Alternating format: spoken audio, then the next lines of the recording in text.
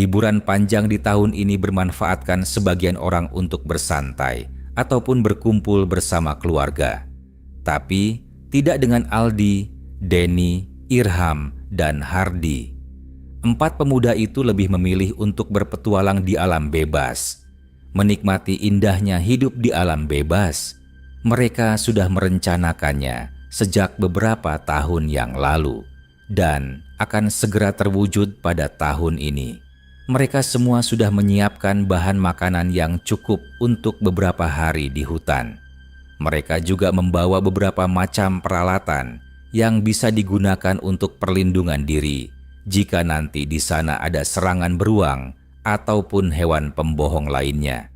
Setelah persiapan mereka sudah cukup, sore harinya mereka pun berangkat. Karena keempatnya tinggal di barak kos 2an, jadi mereka bisa pergi dengan bebas kapanpun mereka mau tanpa harus mengatakan kemana mereka akan pergi dan hanya mengatakan mereka akan kembali sebelum liburan berakhir. Perjalanan pun dimulai. Mereka semua tampak gembira. Jalanan setapak menuju hutan terlihat sangat menantang di mata mereka. Mereka berempati, sudah cukup lama menjalin persahabatan, dan sampai sekarang mereka tak pernah berdiskusi sekalipun. Mungkin karena hobi dan kebiasaan yang mereka miliki semuanya sama. Nyanyian 2 mulai terdengar dari mulut mereka, sambil sesekali terdengar candaan dan tawa di antara keempatnya. Hingga beberapa saat kemudian, jalanan yang mereka lewati mulai terasa licin dan menanjak. Lalu mereka mulai fokus dengan apa yang mereka pijak. Suara 2 patiling mulai terdengar, menandakan sebentar lagi sang mentari akan segera pergi tidur. Sesampainya di tempat yang lumayan cukup bagus di dekat sungai kecil, mereka pun mulai membersihkan sekitaran tempat agar bisa membuat tempat tidur gantung yang akan mereka gunakan untuk beristirahat. Setelah selesai, mereka mulai membagi tugas. Aldi dapat mencari tugas air, sedangkan Irham dan Hardy mencari kayu bakar. Sementara Denny menunggu untuk mengerjakannya, yaitu memasak. Karena air dan kayu bakar belum ada, ia pun memilih untuk duduk 2 bersandar di bawah pohon sambil mendengarkan musik dari MP3-nya. Hari sudah mulai gelap ketika temandonya datang. Setelah menyalakan api, Denny pun mulai memasak nasi. Sementara temandonya membuat perangkap agar jika ada binatang gua pembohong yang mendekat akan ketahuan. Singkat cerita, 2 hari telah berlalu dan mereka kini sudah sampai di sebuah tempat yang cukup gelap di tengah 2 hutan. Awalnya tidak ada yang aneh sampai ketika mereka berempati. Mulai bercerita tentang mitos di hutan tersebut yang jarang orang ketahui, bahkan penduduk lokalnya pun tidak ada yang tahu.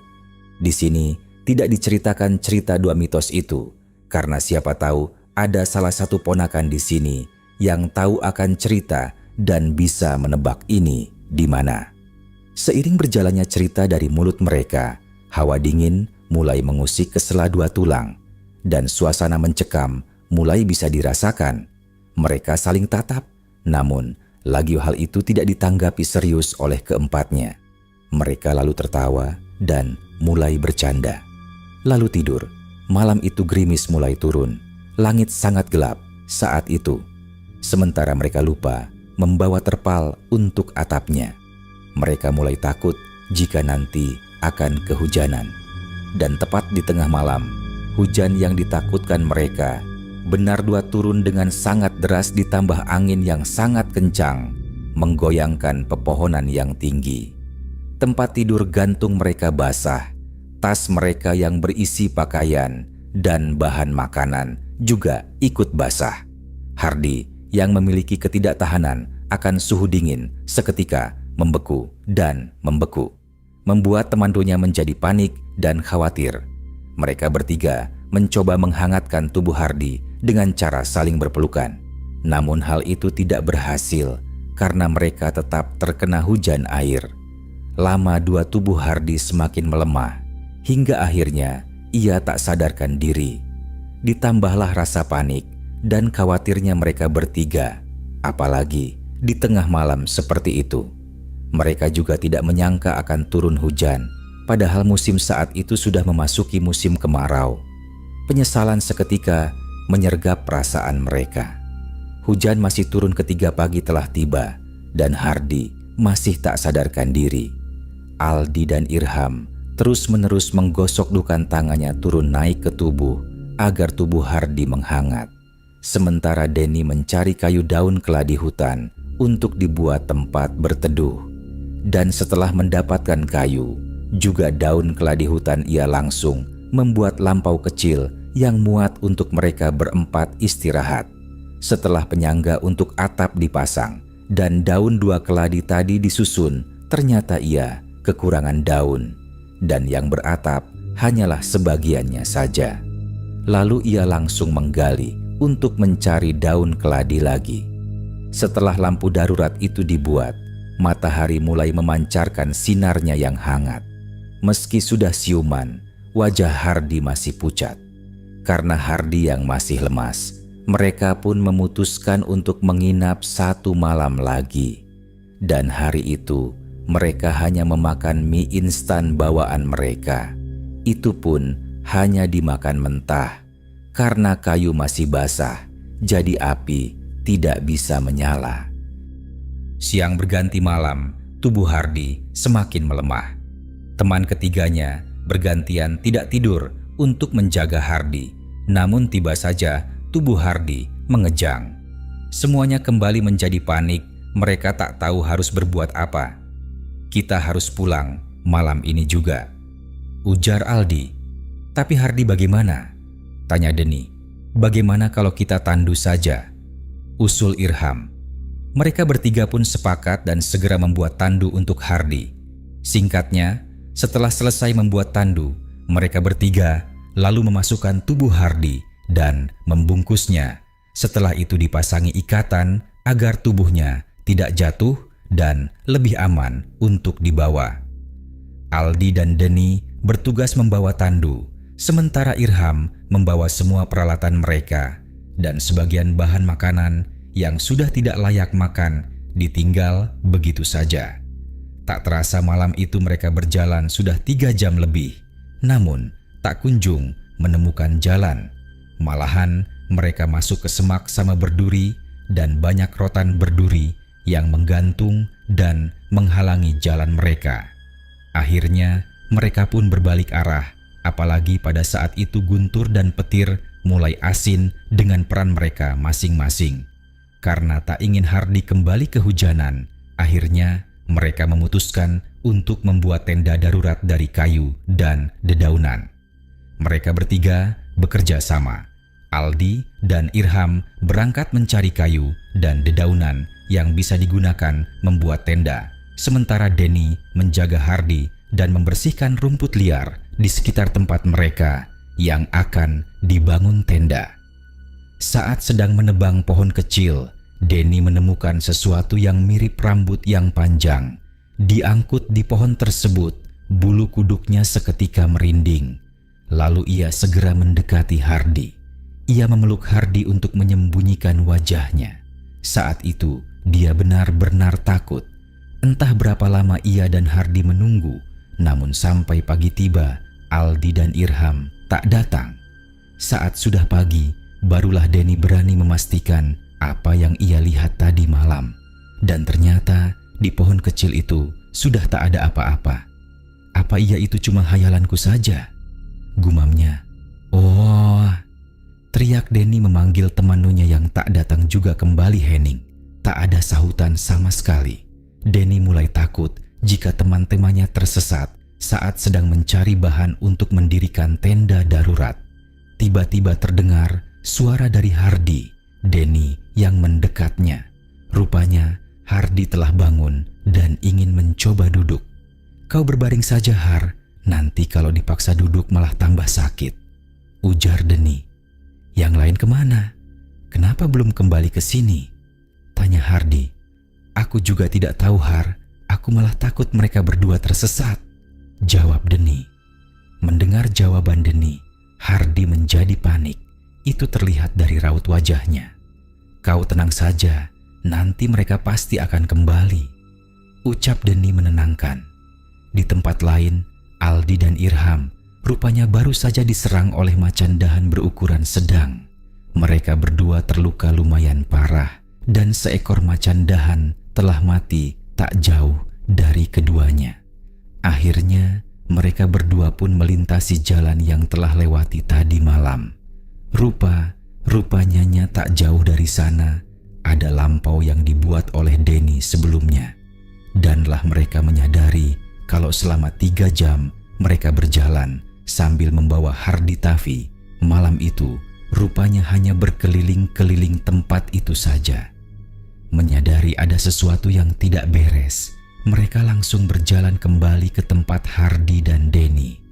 Singkatnya, dari pemandangan terlihat Denny yang sedang duduk di sebelah Hardi. Kedua pemuda tersebut langsung mempercepat langkahnya. "Astaga, kenapa kalian luka-luka seperti ini?" tanya Denny. "Panjang ceritanya, Den. Rupanya tadi malam kita tersesat jalan. Di sana itu ada lampau yang kau buat kemarin, Den," ujar Aldi. "Parahnya lagi, macan dahan mulai berdatangan. Ini luka-luka. Kami diserang macan dahan," tambah Irham. "Lalu rencana selanjutnya apa?" tanya Denny yang ketakutan karena ia sadar dirinya tidak mungkin bisa hidup jika diserang oleh hewan-hewan pembohong di hutan itu. "Kita membutuhkan makanan untuk tetap bertahan hidup," ujar Aldi Denny meraih tasnya. "Dan di sana tinggal beberapa bungkus mie instan dan juga sekaleng sarden. Tidak ada yang lain lagi, karena memang hanya itu yang tidak rusak saat di malam hari mereka terkena dampak parah itu. Mie tinggal sedikit, bahkan beras pun kita sudah tidak punya. Sementara Hardi juga butuh makanan supaya dia bisa sembuh. Kalian saja yang makan, aku bisa menahannya. Karena kan kalian berdua yang mengangkat Hardi dan membutuhkan tenaga dan makanan yang banyak," ujar Denny. Tapi teman-temannya tak mau jika hanya Denny yang menahan lapar, dan setelah memuatnya yang panjang, akhirnya mereka memutuskan untuk memasak semua mie instan yang ada 3 bungkus, lalu memakannya bersama-sama. Setelah makan, mereka pun memulai perjalanan. Tak lupa, mereka juga memberi tanda di sepanjang perjalanan untuk memastikan mereka tidak hanya berkeliling di tempat yang sama. Namun buktinya, sampai matahari terbenam pun mereka tetap kembali lagi ke sana. Dan jika pun berpindah tempat, mereka akan kembali ke tempat di mana terdapat lampau buatan Denny. Sudah seharian kita berjalan, tapi akhirnya kembali lagi ke sini," ujar Denny kesal. "Kakiku rasanya sudah tak sanggup lagi melangkah," ucap Aldi. Dan malam itu pun mereka akhirnya beristirahat di lampau yang pernah dibuat Denny, dan tambahkan kayu-kayu untuk dindingnya agar jika ada hewan buas datang, mereka akan langsung terjaga. Malam itu mereka lalui dengan perut kosong. Saat tiba giliran Aldi untuk berjaga, ia melihat sepasang mata yang mengawasi dari balik pohon. Aldi meraih pisaunya perlahan-lahan. Ia yakin jika yang mengintip di jarak itu pastilah binatang buas penunggu hutan. Namun ternyata saat didekati, tampak seorang wanita dengan rambut yang panjang terurai. Siapa kau ini?" tanya Aldi. Wanita itu hanya diam sambil menatap Aldi. Di sekitar mulutnya tampak noda merah yang entah berasal dari mana. Lalu dengan santai si wanita berjalan, pergi meninggalkan Aldi yang masih mematung menunggu jawaban atas pertanyaan yang ia lontarkan tadi pada si wanita misterius. Aldi kembali ke lampau.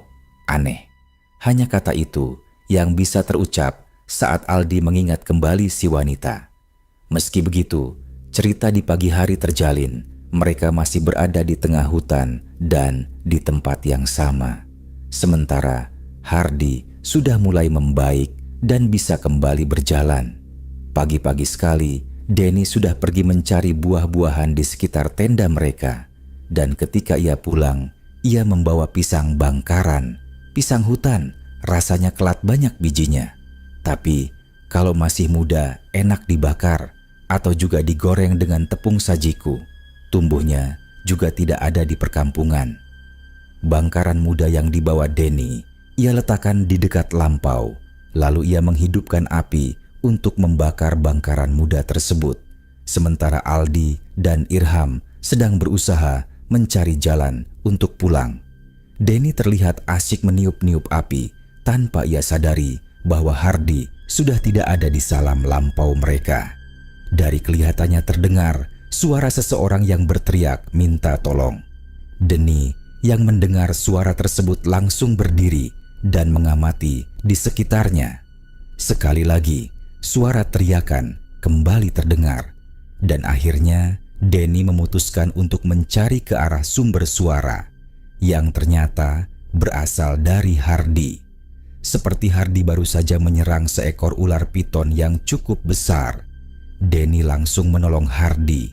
Ia mencoba membunuh ular tersebut, dan setelah beberapa saat pergelutan, akhirnya ular itu berhasil dibunuh. "Kau tak apa kan, Har?" tanya Denny sambil menarik tubuh panjang si ular. Hardi mengangguk lemas. Tubuh yang baru saja pulih itu langsung terasa lemas setelah dililit ular. Untungnya nasib baik masih berpihak padanya. Malam itu, setelah melewati selisih pendapat, akhirnya mereka semua mau mengikuti saran Denny yang mengatakan bahwa mau tak mau mereka harus memakan daging ular yang membunuh Denny tadi agar mereka tidak kelaparan seperti malam-malam sebelumnya. Denny terlihat sangat lahap memakan daging ular, namun tidak dengan teman-temannya yang ketiga. Mereka masih tampak ragu meski itu semua dilakukan karena terpaksa. "Mati atau makan terserah kalian. Yang pasti kalau kita mati di sini, sudah dapat dipastikan tidak akan ada yang menemukan bangkai kita," ujar Denny. Perkataan Denny memicu emosi Aldi. Ia langsung berjalan meninggalkan teman-temannya. Malam itu, seperti malam-malam sebelumnya, Aldi kembali bertemu dengan seorang wanita. Ia mulai penasaran, jangan-jangan ada orang-orang suku lain yang tinggal di hutan ini. Pikirnya sambil terus mendekati si wanita yang melenggang lengkok di antara rerumputan. Dada Aldi semakin berdebar saat mencium bau busuk yang menyengat di antara rerumputan, dan tiba-tiba wanita itu menghilang. Suara tawa terdengar begitu melengking di antara heningnya malam. Aldi berlari ke arah lampau karena ia tahu suara itu bukanlah suara manusia, melainkan kuntilanak. Brak! Aldi terjatuh dan kepalanya terkena akar pohon. Aldi meringis. Dahan kayu di atas terdengar kriat-kriat. Seperti ada sesuatu yang ada di sana. Karena merasa terancam, akhirnya Aldi bangun dan langsung melucuti pakaiannya. "Buku sebentar lagi akan datang," ujar Aldi gemetar. Lalu terlihat dari suasana seseorang keluar dari lampau. "Kau di sanakah, Al?" tanya suara yang tak lain adalah Irham. Iya," jawab Aldi. Irham berjalan ke arah Aldi, dan ia sangat kaget ketika melihat Aldi yang sudah polos tanpa sehelai benang pun. "Astaga, kelakuanmu, Aldi," bentak Irham. Ada, hihi tadi," jawab Aldi gemetar. "Hihihihi, hihi apa? Kalau berbicara itu yang jelas," ujar Irham lalu meninggalkan Aldi yang masih memunguti pakaiannya. Suara tawa tadi sudah menghilang, tinggal ketakutan yang semakin dirasakan oleh Aldi. Keesokan harinya, mau tak mau mereka harus memakan daging ular lagi karena sudah mencoba berburu, namun peralatan yang mereka gunakan tidak memungkinkan untuk bisa menangkap hewan buruan. Aldi masih berbaring saat teman-temannya akan pergi. Wajahnya terlihat pucat dan tubuhnya juga rusak parah. "Sudah 10 hari lebih kita di sini. Makanan tidak ada. Peralatan kita semuanya tidak ada yang bisa digunakan untuk menangkap buruan. Apalagi yang akan kita harapkan. Kita harus pergi dari sini. Kita harus menemukan jalan pulang," ujar Irham. "Tapi kita sudah mencoba ke sana kemari mencari jalan, tapi tetap kita akan kembali ke sini lagi," kata Denny. "Lalu mau sampai kapan kita di sini? Mau sampai mati?" tanya Irham. Lalu setelah berdebat, mereka akhirnya menyiapkan segala barang bawaannya untuk mencari jalan. Mereka berempat berjalan ke arah yang berlawanan dan berharap bisa menemukan jalan pulang. Di tengah perjalanan, mereka bertemu dengan 2 orang anak kecil. Awalnya, mereka berempat senang karena mengira anak itu berasal dari sebuah suku yang tinggal di sekitar hutan. Namun anehnya, anak setiap kali ditanya, anak tersebut selalu tertawa dan mengatakan bahwa ibuku menyiapkan pesta untuk kalian. Aldi yang sudah curiga ada yang tidak beres, langsung menarik tangan Denny lalu berjalan menjauh dari si anak, diikuti oleh Hardy dan Irham. "Jujur, tadi malam, tidak tepatnya sudah beberapa malam aku melihat seorang perempuan yang menatap lampau kita dari balik pohon.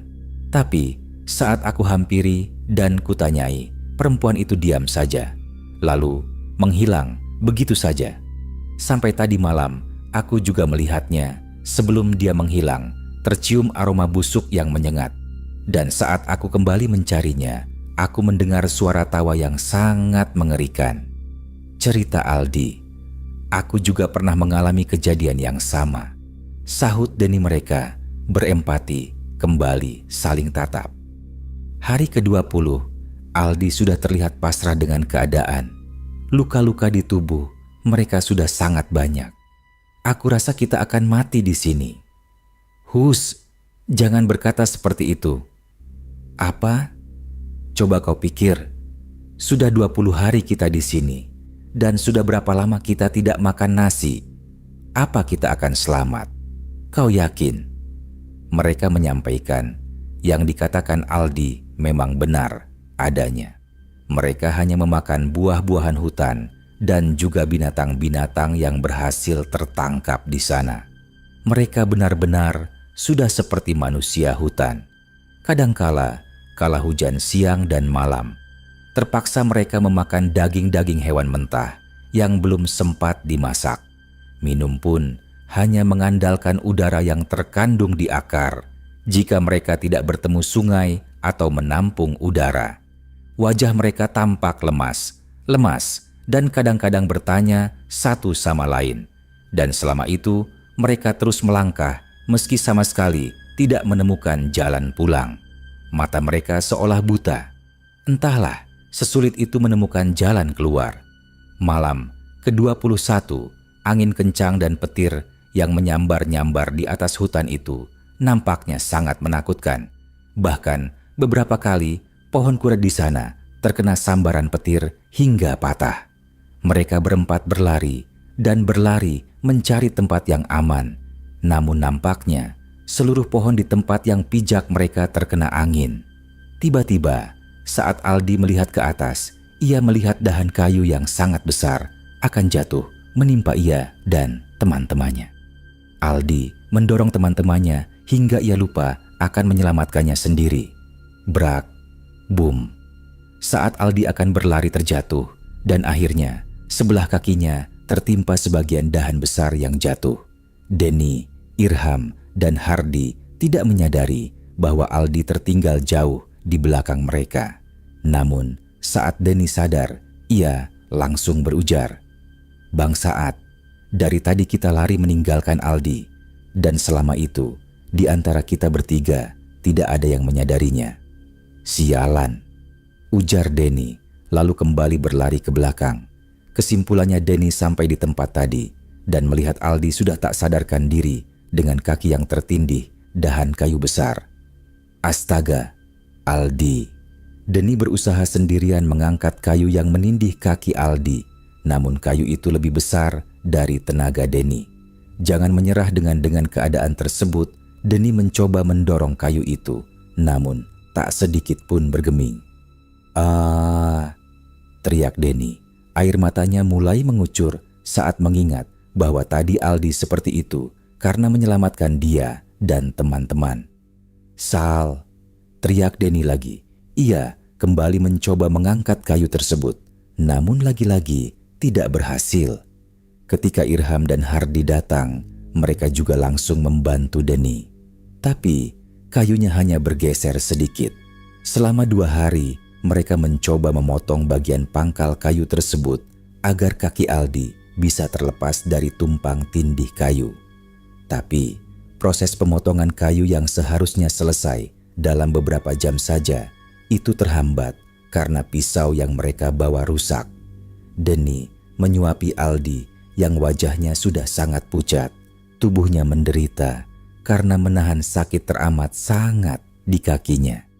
"Ya Tuhan, jika aku sudah Kau takdir, kan mati dalam keadaan seperti ini aku ikhlas Tuhan. Tapi tolong selamatkan teman-temanku." Teriak Aldi pasrah. Air matanya sepertinya sudah kering, hingga tak ada lagi tangis di matanya. "Hus, jangan bicara seperti itu Al. Adan kami pastikan kau selamat," ujar Denny. "Walaupun kakiku berhasil terlepas dari kayu ini, aku yakin aku pasti akan cacat seumur hidup. Aku juga akan menyusahkan kalian, sedangkan kita belum juga bisa mencari jalan," ujar Aldi. Meski bibir Aldi tersenyum, tetapi wajah sedihnya tak bisa ia sembunyikan. Memasuki malam ke-25, kaki Aldi sudah berhasil dikeluarkan dari tumpangan kayu. Namun mereka sangat syok saat melihat keadaannya. Tulang kaki Aldi remuk dan hancur. Bau busuk juga tercium dari sana. Bahkan sebagian bawahnya sudah dikerubungi belatung. Aldi sendiri pun meremehkannya. "Aku tidak ingin hidup. Aku tidak mau cacat," teriak Aldi histeris. Ia merebut pisau rusak yang dipegang Irham. Aldi bermaksud untuk memotong kakinya sendiri. Denny dengan cepat merebut pisau tersebut. "Kau harus tetap hidup untuk orang tuamu juga kami, sahabat-sahabatmu," ucap Denny. Saat mereka semua tertidur, lagi-lagi Aldi melihat sosok wanita. Wanita itu berjalan mendekatinya. Wanita berambut panjang dengan parasnya yang sangat cantik berdiri di depan Aldi. "Aku menyukaimu," ucapannya pelan. Suara yang indah berhasil menenangkan Aldi. Lalu si wanita menunjuk ke suatu arah. Dan saat Aldi fokus pada arah yang ditunjuk si wanita, ia tak sadar kalau si wanita itu sudah menghilang. Aldi membangunkan teman-temannya. Dia menunjuk ke arah sana," ujar Aldi seraya menatap satu persatu teman-temannya. "Siapa?" "Wanita itu," gantian teman-temannya yang saling tatap. Dan menjelang pagi, Denny dan Irham pergi berburu binatang bintang. Mereka berdua tak sengaja menemukan seekor bayi rusa yang sepertinya baru saja dilahirkan oleh si induk. Namun, karena kedatangan Denny juga Irham, induk rusa itu meninggalkannya anaknya begitu saja. Karena pagi sudah menjelang, akhirnya mau tak mau, Denny dan Irham mengajak anak rusa tersebut untuk dijadikan sarapan mereka. Saat akan memotong anak rusa itu, Denny benar-benar tidak tega. "Tidak, aku tidak tega membunuh bayi rusa ini," ujar Denny. "Tolong, jangan apa-apakan rusa ini, aku mohon. Aku akan pergi mencari makanan lain," lanjut Denny, seraya menaruh bayi rusa tersebut di dekat Aldi. Denny sudah berkeliling-keliling, namun hanya mendapatkan buah-buahan. Akhirnya, ia memutuskan untuk kembali. Di sana tampak Aldi memberikan bajunya untuk si anak rusa. Setelah sarapan dengan buah-buahan yang dibawa Denny, mereka membuat tandu untuk mengangkat tubuh Aldi. Setelah tandu jadi, mereka memindahkan tubuh Aldi juga si bayi rusa ke tandu. Mereka mengikuti arah yang ditunjuk oleh Aldi, dan setelah berjalan berjam-jam lamanya, mereka akhirnya sampai ke tempat awal datang. Karena hari sudah hampir malam, mereka memutuskan untuk beristirahat di sana. Wajah keempat sahabatnya tampak sangat bahagia. Mereka tak henti-hentinya mengucap syukur pada Tuhan. Singkat cerita, pagi telah tiba. Mereka berempat langsung melanjutkan perjalanan. Saat sampai di dekat jalan, mereka melihat banyak orang-orang yang mendekati mereka. Akhirnya mereka tolong dan selamat. Namun nasib yang kurang beruntung menimpa Aldi, kakinya diamputasi. Ia sudah tak bisa lagi melakukan aktivitas seperti teman-temannya selain belajar dari rumah dan bekerja di rumah membuat kerajinan tangan. Ia ditemani bayi rusa yang diberikan Denny. Nampaknya sudah bisa menjalani hidup seperti itu. Teman ketiganya masih sering berkunjung atau membawa makan di warung dan bermain bersama jika ada waktu. Pengalaman mereka tersesat selama itu dijadikan pelajaran agar hal yang sama tidak terulang pada orang lain. Dan hendaknya saat masuk ke hutan, kami selalu mengucap izin, juga selalu menyatakan sopan. Terima kasih sudah nonton sampai akhir. Kalau kalian suka dengan konten seperti ini, jangan lupa like, komen, dan subscribe agar tidak ketinggalan dengan video berikutnya.